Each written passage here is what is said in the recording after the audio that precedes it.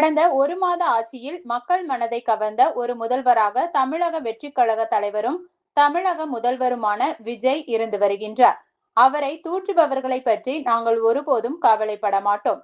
கோவை சாய்பாபா கோவிலில் தமிழக வெற்றிக் கழக கோவை புறநகர் வடக்கு மாவட்ட செயலாளர் வி. ராஜ்குமார் பேட்டி. தமிழக வெற்றிக் கழக தலைவரும் தமிழக முதல்வருமான ஜோசப் விஜயின் 52வது பிறந்த நாளை கடந்த 2 தினங்களுக்கு முன்னர் தமிழகம் முழுவதும் தமிழக வெற்றிக் கழக நிர்வாகிகள், பொறுப்பாளர்கள் முன்னிலையில் கொண்டாடப்பட்டது. இந்த நாளில் தமிழகம் முழுவதும் பல்வேறு நலத்திட்ட உதவிகளும் வழங்கப்பட்டது. இந்த நிலையில் கோவை புறநகர் வடக்கு மாவட்ட செயலாளர் வி. ராஜ்குமார் தலைமையில் கோவை சாய்பாபா கோவிலில் சிறப்பு வழிபாடு நடத்தப்பட்டு தங்கத்தேர் இழுக்கப்பட்டது. பொதுவாக கோவை சாய்பாபா கோவில் பகுதியில் அமைந்துள்ள நாகசாயி மந்திர் திருக்கோவிலில் ஒவ்வொரு வாரமும் வியாழக்கிழமை நாட்களில் இக்கோவிலுக்கு வருகின்ற பக்தர்களின் எண்ணிக்கையும் அதிக அளவில் இருக்கும். இந்த நாளில் கூடுதல் சிறப்பம்சமாக தமிழக வெற்றிக் கழகம் கோவை புறநகர் வடக்கு மாவட்டம் சார்பாக தங்கத்தேர் இழுக்கும் நிகழ்ச்சி வெகு விமர்சையாக நடைபெற்றது. அலங்கரிக்கப்பட்ட ரதத்தில் சாய்பாபா எழுந்தருளி திருக்கோவிலை சுற்றி வந்தார். இதில் திரளான பக்தர்கள் கலந்து கொண்டு சாய்பாபா அருள் பெற்றனர். பின்னர் அனைவருக்கும் திருக்கோவில் சார்பாக பிரசாதங்கள் வழங்கப்பட்டது.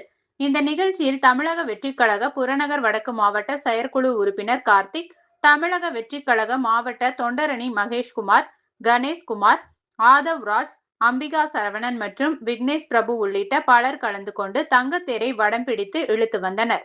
தொடர்ந்து செய்தியாளர்களை சந்தித்து பேசிய கோவை புறநகர் வடக்கு மாவட்ட செயலாளர் வி. ராஜ்குமார் கூறியதாவது: தமிழக வெற்றிக் கழகம் தலைமையிலான ஆட்சி அமைந்து 1 மாதத்திற்கு மேல் ஆன நிலையில் மக்கள் மத்தியில் நல்ல வரவேற்பை பெற்ற ஆட்சியாக நடைபெற்று வருகின்றது என்பது பொதுமக்கள் எங்கள் மீது காட்டும் அன்பில் தெரிவிக்கின்றது.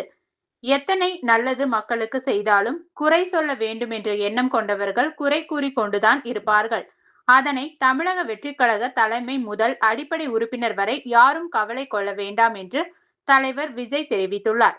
அதன்படி நாங்கள் அக்கருத்துக்களை பற்றி எல்லாம் கவலைப்பட மாட்டோம் என்று உறுதியாக தெரிவித்ததுடன், இன்றைய தங்கத்தேர் இழுத்ததன் நோக்கமே மக்களின் முதல்வராக உள்ள தலைவர் விஜய் 100 ஆண்டுகள் வாழ வேண்டும் என்று பிரார்த்தனை செய்து இதனை செய்ததாக தெரிவித்தார்.